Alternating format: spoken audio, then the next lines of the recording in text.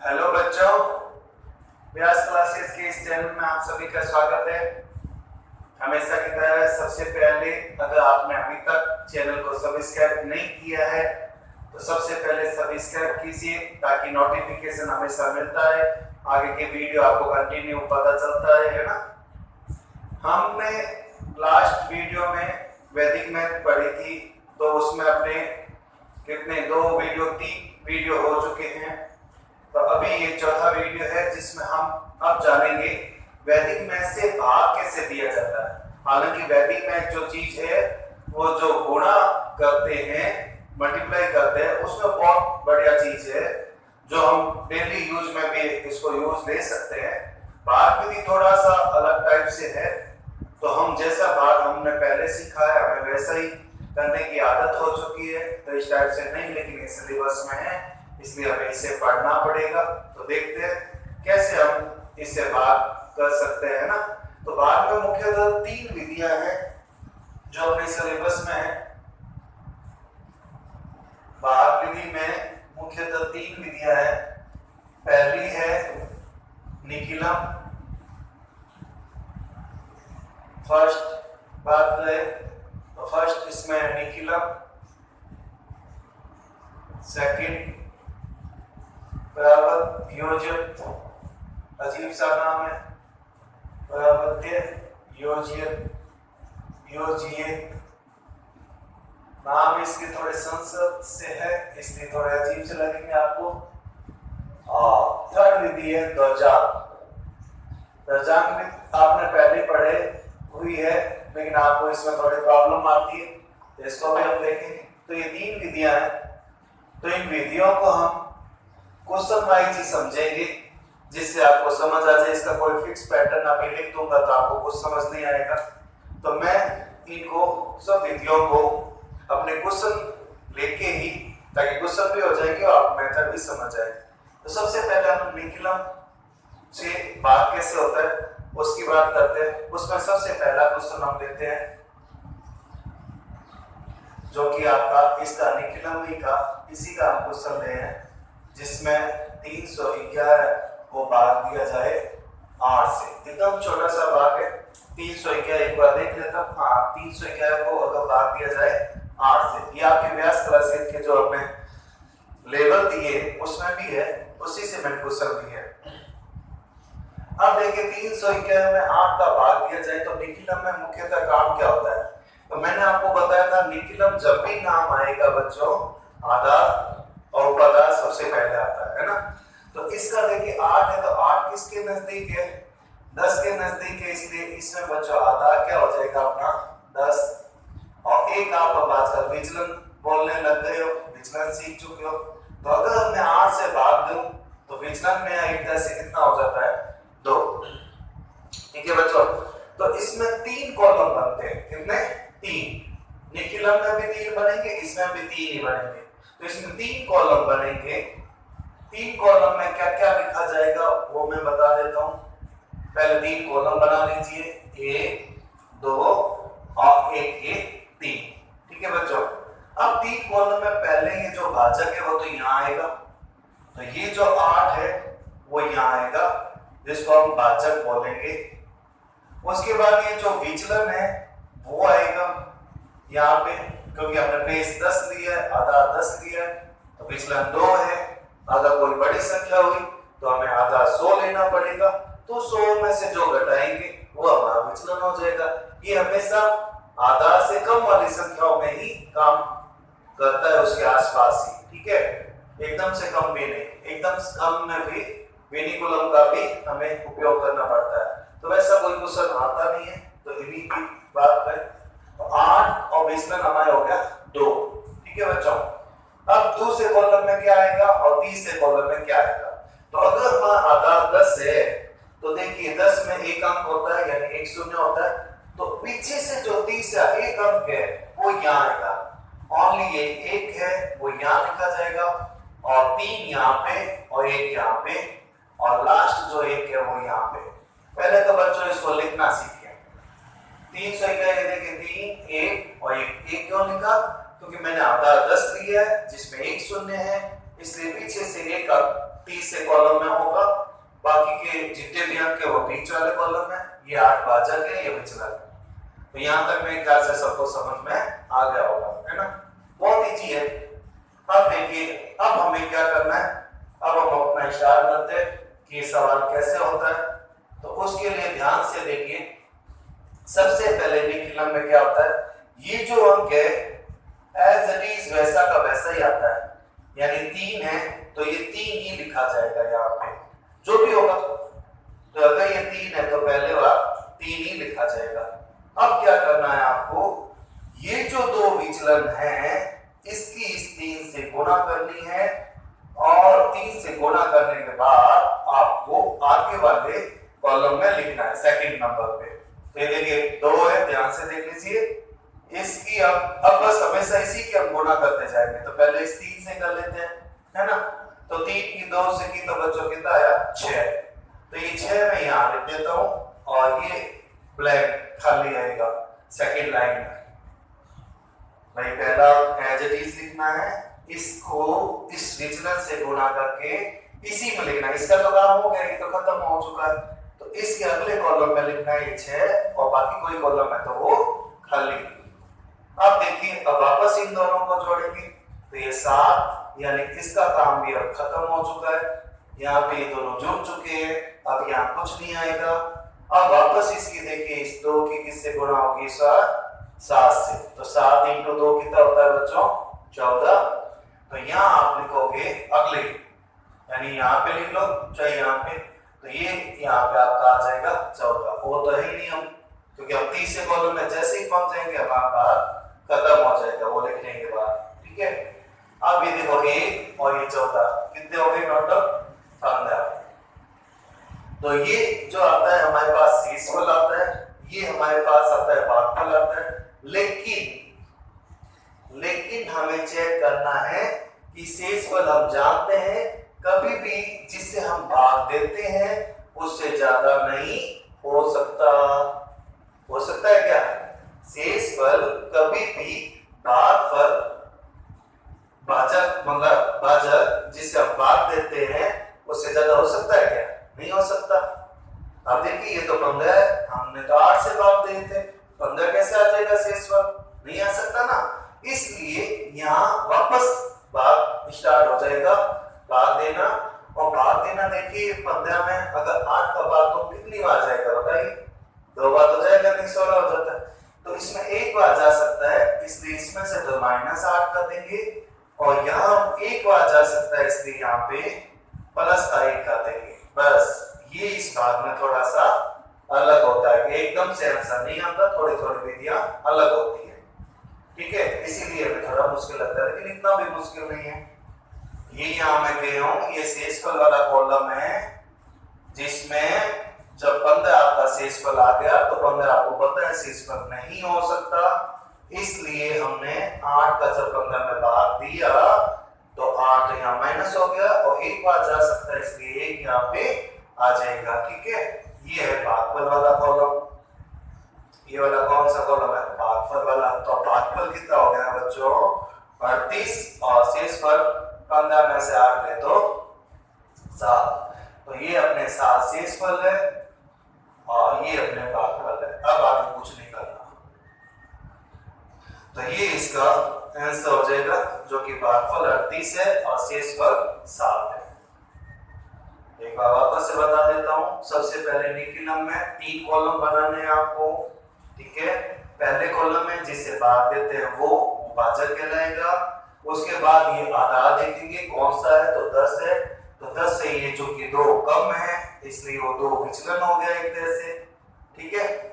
और जितने हम आधार में अंक लेंगे, शून्य लेंगे, यानी 1 है तो 1 ही अंक हम पीछे छोड़ने वाले, या इधर समझ लो ये अगर 1 है तो वो 1 अंक पीछे छोड़ देंगे, बाकी की जो 2 अंक है बीच के कॉलम में थोड़ा गैप देके लिखेंगे। अब सबसे पहले क्या होगा, ये जो 3 है पहला अंक वैसा का वैसा ही आएगा 3, इस 3 की इस 2 से गुणा होगी, हमेशा गुणा होके आगे लिखते जाएंगे।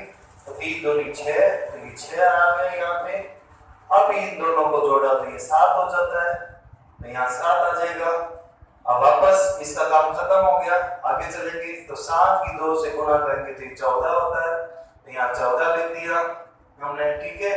जोड़ते टाइम में 14 और एक ये है तो 15 हो गया, लेकिन 15 मैंने कहा शेष पद हो नहीं सकता, इसलिए हम 8 का वापस भाग देंगे तो हमारा एक वह जा सकता है भाग, तो ये 15 माइनस 8 हो गया, और ये जो एक है वो यहाँ आ जाएगा, यानी 3738, और इसमें आपका शेषफल हो गया 7। ये हमेशा शेषफल का कॉलम होगा और ये हमेशा भागफल का होगा। इसी टाइप का एक क्वेश्चन हम और लेते हैं इसके अंदर। मेरे ख्याल से आपको समझ में आ गया होगा, नहीं तो एक बार वापस वीडियो को पॉज करके देख लीजिएगा। तो ये इसका मेथड है, एक दो बार करेंगे तो हो जाएगा। अब बच्चों एक क्वेश्चन ऐसा और लेते हैं इसी का निखिलम का, जिससे आपको और अच्छे से समझ में आ जाए। इसका थोड़ा बड़ा ले लेते हैं, तो देखिए क्वेश्चन नंबर सेकंड निखिलम पे, तो वो 1,1,0,25, इसको भाग देते 88 से 88 से। तो देखिए इसमें भी वही काम करेंगे हम लोग, पहले आधा सेलेक्ट कीजिए। ये देखिए 88 से अगर आपको भाग देना है, आधा क्या होगा बच्चों 100 होगा, तो यहाँ पे हमारे 100 आ जाएगा। विचलन हम बताएंगे 100 से कितना कम है, तो 12 है ना, तो यहाँ 12 आ जाएगा। अब वापस वही 3 कॉलम बनाते हैं, 1 2 और 3। अब बताइए सबसे पहले यहाँ भाजक यानी 88, ये भाजक हो गया, यहाँ आपका विचलन आ जाएगा, वो कितना है 12। अब अगर 88 है, 2 शून्य आए तो ये पीछे से 2 अंक उधर चले जाएंगे, तो 1 0 0 2 और 5, ऐसे थोड़ा गैप देके लिखिए, है ना, जिससे हम जोड़ने में और लाइन का पता चलता है। अब देखिए 88 यहाँ आ चुका है, ये 12 आ चुका है। अब वही काम करना है आपको। सबसे पहले मैंने क्या बताया था बच्चों कि ये जो फर्स्ट अंक है वो खत्म, वो एज इट इज आएगा, तो ये 1 आ गया, ठीक है। ये जो फर्स्ट है वो वैसा का वैसा ही आता है इस विधि में। सभी क्वेश्चन इससे नहीं होते हैं, लेकिन इसीलिए एक फिक्स मेथड है, फिक्स क्वेश्चंस होंगे, तो ये 1 एज इट इज आ जाएगा। अब इस 1 को देखो, इससे 12 से मल्टीप्लाई करेंगे, गुणा करेंगे तो क्या आएगा 12 आएगा। तो वो कहाँ लिखे बच्चों, तो वो यहाँ आएगा सेकंड स्टेप में 1 और ये 2 और ये 2 चीजें खाली। एक को मैं क्या किया, यहाँ से गुणा की, तो ये 12 आया, वो हमें एक एक अंक के नीचे लिखते जाना है। तो इसके नीचे 1 लिख दिया, इसके नीचे 2, ये 2 खाली छोड़ दिया। अब इसका काम भी खत्म हो गया बच्चों, ये भी यहाँ खत्म, तो 0 और 1 कितने हुए 1 आ गया, ठीक है। और वापस वही इस 1 की भी इनसे गुणा होगी, तो 12 की 1 से गुणा होगी, तो ये आपको नहीं करना है एग्जाम में, ये तो मैं आपको समझाने के लिए बता रहा हूँ। तो 12 की 1 से गुणा होगी तो कितना होगा बच्चों, वापस 12 आएगा, तो ये 1 ये 2 और ये खाली, ठीक है। अब इसका भी काम हो गया, ये देखो, तो 2 को 1 कितने हो गए बच्चों 3, ये 3 आ जाएगा यहाँ पे, 1 को तो 3 है ना, तो अब ये भी खत्म। अब वापस इस 3 इसकी यहाँ से इससे गुणा होगी, तो 3 की 12 से गुणा होती है, कितना होता है 12 दिया 36 का, तो 24 का 36, तो बच्चों 36 का आएगा यहाँ पे, ये 3 और ये 6, बस इनको जोड़ लीजिए। अगर ज्यादा होगा तो वापस काट दे देंगे, नहीं है तो नहीं से। तो 5 और 6 कितने हो गए, 5 5 10 1 11, 1 5 1 6 और 2 8, 5 1 यहाँ से मिला था 6 और 2 8, तो 81। अब इसको चेक कर लीजिए, देखिए हमें 88 से भाग देना था, शेषफल हमारा 81 आया, तो कम है इसलिए यही माना जाएगा, तो सी हो गया शेषफल और ये बच्चों हो गया भागफल। तो इसका हमें डबल काम नहीं करना पड़ा, ठीक है बच्चों। ये भागफल है और ये शेषफल है, तो यहाँ भागफल आ जाएगा, भागफल 113 और शेषफल वो अपने पास आ जाएगा बच्चों 81, क्योंकि इससे कम है तो यही बात खत्म हो जाएगा, नहीं तो आगे और चलता। तो देखिए ये भी वही सेम प्रोसेस है, 88 से दिया, विचलन देखा, पहला एज इट इज है, इसकी गुणा करके आगे लिख दिया, इन दोनों को जोड़ा 1 आया, ये 1 इससे वापस गुणा हो गया, तो यहाँ पे 12 आ गया, आगे चलते गए, ये 3 इसका भी काम खत्म हो गया, 3 से इसको गुणा कर किया, इनको जोड़ा तो ये 81 और ये भागफल 113। तो मेरे ख्याल से आपको समझ आ गया होगा, एक बार जो करके बता दें। अब हम नेक्स्ट चलेंगे इस विधि पे, ठीक है बच्चों। अब बच्चों हम परावर्त्य योज्य इस विधि से पढ़ते हैं। देखिए इसमें निकिला में कोई खास अंतर नहीं है। ये जो विधि है, ध्यान से सुनिएगा, ये जो विधि है वो 100 से ऊपर वाले जो भाग होते हैं, यानी 115 से देना हो, 110 से देना हो, 109 से देना हो, तो ये विधि काम में आती है। और ये हमेशा जो भी आधा लेते हैं उससे कम, जैसे 8 से दिया था हमने, 88 से दिया था, है ना, ऐसे हम 98 से दे सकते हैं। तो ये हमेशा आधा से कम वाले में क्वेश्चन में काम आती है। और सेम प्रोसेस होगा, भी आपको बताऊंगा। और ये हमेशा क्या होगा, 8 नहीं, जैसे आपको कभी 12 से भाग दे रहा हूं, 20 से ज्यादा, जैसे आप 10 देते हो आधा, तो 10 से ज्यादा का भाग देना हो, या फिर मान लो 104 से देना हो, या आप 113 से देना हो, तो इस टाइप के जो भाग होते हैं ना, वो इसमें होते हैं। विधि दोनों सेम है, इसमें ये ज्यादा वाला, अगर ये कम वाले में भी काम आता है, जैसे ये कम वाला होगा ये निकिलम बन जाएगा। मैं क्या बोल रहा हूँ, परावर्त्य योजित की पहचान क्या है, अगर 100 से, यानी अगर आधा से ज्यादा अंक है तब तो ये काम करेगा, इसकी विधि अलग होगी, थोड़ी सी अलग होगी, वही निकिलम वाली। लेकिन अगर ये कम है, जैसे ये इसके अंदर दे दिया जाए, तो ये दोनों की दोनों विधियां सेम हो जाएगी, इन दोनों में कोई डिफरेंस नहीं आएगा। नाम भले ये लिखा हुआ है, चाहे नाम निकिलम आए। ये अभी मैं 2 क्वेश्चन लेके आपको बताता हूँ, उससे आपको और ज्यादा अच्छे से होगा। और आप देखिएगा बुक में और भी क्वेश्चंस, देखिए जैसे 2 क्वेश्चन है। एक क्वेश्चन हम लेते हैं 1358, इसका भाग 113 से करना, ये वाला। और एक क्वेश्चन हम इधर लिख लेते हैं, ये दर्जान बाद में हम डिस्कस करेंगे। एक क्वेश्चन हम लेते हैं 1432, उसमें भाग देना है 88 का। ये 2 क्वेश्चन अपन लेते हैं। तो देखिए अगर इसके ऊपर भी ध्यान से सुनना, ये क्या है 88, जो कि क्या है आधा 100 से क्या है कम है ना, कम है। तो देखिए निकिलम विधि आए, इसी से स्टार्ट करता हूं मैं। निकिलम लिखा हो या परावर्त्य योजित, परावर्त्य योजित, ये दोनों के दोनों एक ही मेथड से है। इस वाले भाग में मैं यहां डाल देता हूं, इस वाले भाग में दोनों मेथड सेम है, चाहे निकिलम लिखा है चाहे परावर्त्य योजित आए। क्यों? क्योंकि आधा से जब भी कम आएगा दोनों मेथड एक ही हो जाएंगे। तो ये मैं आपको बताऊंगा कैसे हो जाएगा, ठीक है, इसमें कुछ ज्यादा अंतर नहीं। ये जो भी है, ये देखिए 113 यहाँ पे ज्यादा है, तो इसके लिए जो परावर्त्य योजित है वो थोड़ा अलग होगा।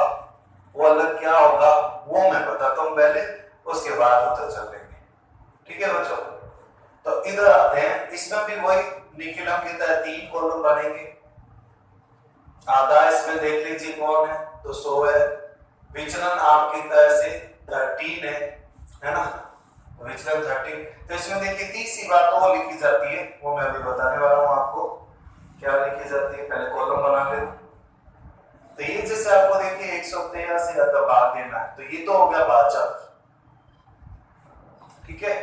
विचलन जो है वो आपका यहाँ आ गया 30, ये 13, ये वाला। अब ये जो विचलन आता है ना, वो अगर ज्यादा होता है यानी प्लस का होता है, तो उसको माइनस करना होता है। इस विधि में जो भी विचलन आएगा उसको उल्टे चिन्ह लेने होते हैं। उल्टे चिन्ह यानी इसको हम यहाँ लिख दे सकते हैं परावर्तित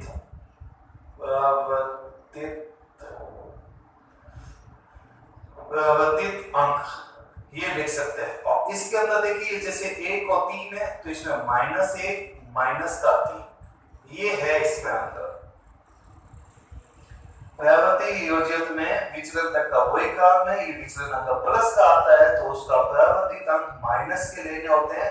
माइनस इस पे भी लगाइए, इस पे भी लगाइए, ताकि आपका बात गलत ना हो। अब कोई दिक्कत नहीं है। अब सेम वही चीज है, आपने यहाँ पे आधा को 100 लिया है तो 2 अंक आप पीछे छोड़ सकते हैं। तो 1, 3, 5 और 8। ये देखिए मैंने 2 अंक छोड़े हैं, क्यों? क्योंकि आधा मैंने 100 लिया है। 100 लेंगे तो हम 2 अंक 30 से कॉलम में छोड़ देंगे, और अगर आधा 10 लेंगे तो 1 ही। अब वापस ये देखिए, इसमें भी वापस वही है कहानी, एक है वो वैसा का वैसा आएगा, ठीक है, वही निकलम वाली कहानी है, बस इससे गुना होने वाली है। अब देखिए एक की किससे गुना होगी बच्चों? इनसे, -1 -3। तो आपको यहाँ क्या लिखना है? माइनस का 1 लिखना है, यहाँ आपको माइनस का 3 लिखना है, इसको खाली छोड़ देना है। ये बात बताओ समझ आए कि नहीं? जो भी विचलन है उसका पर्यावृत्ति अंक यानी अगर प्लस का है तो माइनस लिखना है, और ये 1 है वो 1 ही होगा। इस 1 की इन दोनों से गुणा होगी, वो आपको निकलम की तरह आगे लिखते जाना है। इस बार माइनस है तो माइनस लिखना है। अब देखिए 3 है, 3 में से 1 चला जाता है, तो अब बताइए आप कितना आएगा? तो 2 आएगा, तो मैंने 2 लिख दिया यहाँ पे, ठीक है। अब वापस वही चीज है, इसकी वापस इस 2 से गुणा होगी, इन 2 से गुणा होगी तो क्या आएगा? -2 -6, ये -2 और ये बच्चों -6। अब ये आ गए हम 30 से कॉलम में, ये तो खत्म हो चुका है ना? तो देख लेते हैं शेषफल क्या आता है। तो 5, 3 और 2, 5 ही माइनस के है, 5 ही प्लस के है, इसका मतलब ये 0 हो गया। 8 है, 8 में से 6 चले गए तो 2 हो गया, इसका मतलब शेषफल तो हमारे पास 2 है, और भागफल है वो 12 है। तो ये आपका इस क्वेश्चन का आंसर हो जाएगा। भागफल है 12 और शेषफल है 2। ये इसका आंसर हो जाएगा। एक बार वापस से देख लीजिए, भाजक विचलन वो काम आप सीख चुके हो। इसमें बस एक परावर्तित अंक होगा, अगर ज्यादा है तो उसके लिए माइनस का 1 माइनस का 3 लिखेंगे, 1 एज इट इज, इसकी गुणा होगी तो -1 -3 हो जाएगा, 3 में से 1 गया 2 हो जाएगा, 2 की यहाँ पे गुणा करेंगे तो -2 -6, बस इसमें से ये शेषफल हो जाएगा। तो इस विधि में और निकलम में इतना ही अंतर है, बाकी कोई नहीं है। इसमें एक तीसरी चीज और आती है, इसीलिए मैंने कहा था कि अगर कम हो तो निकलम जैसा ही काम हो जाएगा इसके अंदर। दोनों में कोई, दोनों क्वेश्चन किसी विधि से करें, मतलब एक ही क्वेश्चन को दोनों विधियों से करें तो सेम का सेम रिजल्ट आने वाला है। अभी मैं आपको ये सिद्ध करके बताऊंगा, इसीलिए मैंने यहाँ पे लिखा है। अब देखिए इसमें आते हैं, आधा कितना है बच्चों? 100 विचलन, यहाँ पे देखिए 88 से देंगे तो कितना होगा? 12 होगा, यहाँ पे 12 हो गया। अब इसके भी 3 कॉलम बनाते हैं। अगर ये परावर्त्य योजित ये लिखा हुआ है तो इसमें हमें क्या काम करना है वो देख लेते हैं। तो ये वापस वही 88, तो ये तो हो गया आपका भाजक, ये आपका विचलन, इसमें यहाँ 12 आ जाएगा, और परावर्तित अंक। अब देखिए ये 12 क्या है? 12 माइनस का है ना? क्योंकि देखिए ये तो 100 से कम है, इसमें तो 100 से ज्यादा था, इसमें तो 100 से ज्यादा था ये 13, तब हमने इसको प्लस का था इसलिए माइनस लिख दिया। ये देखिए इसमें आपका 100 से कम है, यानी माइनस का 12 है हमारे पास, है ना? तो परिवर्तित अंक वो इसमें बच्चों क्या हो जाएगा? तो वो प्लस का बन जाएगा, यानी प्लस का ही 1 और प्लस का ही 2। और निकलम में हम क्या करते हैं? ये लिखते ही नहीं है, ये एक तरह से विचलन नहीं प्लस का होता है ना? तो सेम आ गया, वापस वही कहानी होने वाली है। इसको थोड़ा सा रुक के स्टॉप करके ध्यान से देख लीजिए, सेम होने वाला है। अब देखिए 88 है, आधा 100 है, तो 2 अंक पीछे छोड़ देंगे तो 1 4 3 और 2, वही निकलने वाला। अब देखिए अब इसका काम नहीं है, काम इसी का है, तो वापस वही काम करते हैं। ये देखिए 1 लेते हैं यहाँ पे, अब वापस इसकी गुणा करनी है, तो 1 की 12 से गुणा करेंगे तो कितना आएगा 12 ही आएगा। तो ये यहाँ लिख देते हैं 1 और ये 2, इसको खाली छोड़ देते हैं। ठीक है, अब इसका भी काम खत्म हो गया। ये देखिए 4 और 1 कितने हो गए बच्चों 5 हो गया। ठीक है, 4 प्लस 1 कितना हुआ 5। अब इस 5 का 1 से लिखना गुणा करके, तो 5 का 1 से गुणा करते हैं तो बच्चों 5 आता है, 5 का 2 से करते हैं तो 10 आता है, तो यहाँ 10 लिख दीजिए। ये एक ही अंक माना जाएगा, ये अलग नहीं है, 510 नहीं है, ये 510 नहीं है, ये खाली अलग अलग गुणा करके यहाँ लिखते हैं इसलिए लिखते हैं। आप देखिए इसमें ये जुड़ेगा 10 और 2, 10 2 कितने होते हैं 12, तो एक असल की 1 बच गई, वो 1 यहाँ आ जाएगा तो 6 2 8 और 3 कितने हो गए 8 3 11, तो 112 आ गए। ये अब शेषफल है, ये आपका भागफल है, लेकिन ध्यान दीजिए आपको तो 88 से भाग देना था, शेषफल 112 कैसे आ सकता है, ज्यादा आ गया तो वही काम करना है इसमें। ये अब कितनी बार जा सकता है एक बार, तो 88 और यहाँ हम कर देंगे प्लस का 1। अब इनको कर लीजिए तो 12 और 12 24, ये यहाँ हो गया और ये हो गया 16, तो ये आपका भागफल, यानी भागफल बच्चों कितना है 16 और शेषफल बच्चों कितना है 24। ये इस क्वेश्चन का आंसर है। एक बार वापस से बता देते हैं, ये देखिए 88, तो जब भी कम होगा 100 से तो लगभग निकलम जैसा ही मेथड ही चल रहा है। देखिए खाली यहाँ लिखा है, बाकी मेथड तो निकलम जैसा ही चल रहा है, सेम प्लस सेम है ना।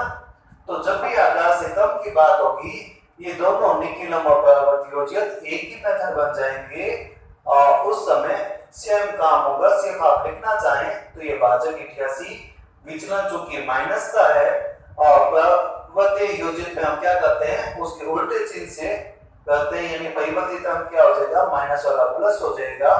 अब 1 का 1 से गुणा की तो ये 12 हो गया, 4 और 1 यहाँ पे 5 आ जाता है, 5 की भी दोनों से अलग अलग कर दिए गुणा, 5 की 1 से 5, 5 की 2 से 5 2 10, लेकिन ये संख्या 10 ही मानी जाएगी। 10 और 2 कितने हो गए 12 हो गए, तो बच गया 1 असल की, 1 3 4 2 6 और 5 11, ये यहाँ आ जाएगा। लेकिन ये चूंकि ज्यादा है 88 से, है ना, तो हमें वापस भाग देना पड़ेगा, तो वापस एक बार जा सकता है, तो 88 माइनस कर दी और यहाँ प्लस, तो ये 16 हो गया और ये 24 हो गया। तो इनको ध्यान से देख लीजिए और एक बार जूम करके बता दें, डिफरेंस आपको समझ में आ गया होगा। ये थी, और एक हमारी दर्जात विधि है वो भी देखते हैं। तो इसमें देख लीजिए पहले अच्छे से, कोई दिक्कत तो नहीं है। तो बच्चों आज की क्लास यही समाप्त करनी पड़ेगी क्योंकि वीडियो थोड़ा ज्यादा बड़ा भी अपलोड नहीं होता है ना। तो आज की क्लास यही करते हैं। उस ये देखिए 2 होमवर्क के क्वेश्चन है 3994, उसमें भाग देना सिद्धांत का निखिलों विधि से, 13385 उसमें भाग देना, 131 का शुद्ध परावर्त्य से 2 क्वेश्चन कर लेना। बाकी आप अपनी टेक्स्ट बुक में से देख के एग्जाम्पल्स और जो भी क्वेश्चंस है उनको ट्राई कीजिए, इस टाइप से आपको मेथड समझ और क्लियर हो जाएगा। ठीक है बच्चों, और तो जांच विधि हम अगले में लेते हैं। इसी के साथ आज की क्लास यहीं पे समाप्त करते हैं, लेकिन आप चैनल को जरूर सब्सक्राइब कीजिए, लाइक कीजिए और कमेंट बॉक्स में इनके आंसर्स डालिए ताकि हमें पता चले कि बच्चे कौन सीरियसली ले रहे हैं इन क्लास को, कौन पढ़ाई कर रहे हैं। तो इसी के साथ आज की क्लास यहीं तक। Thank you very much for watching this video. Thank you.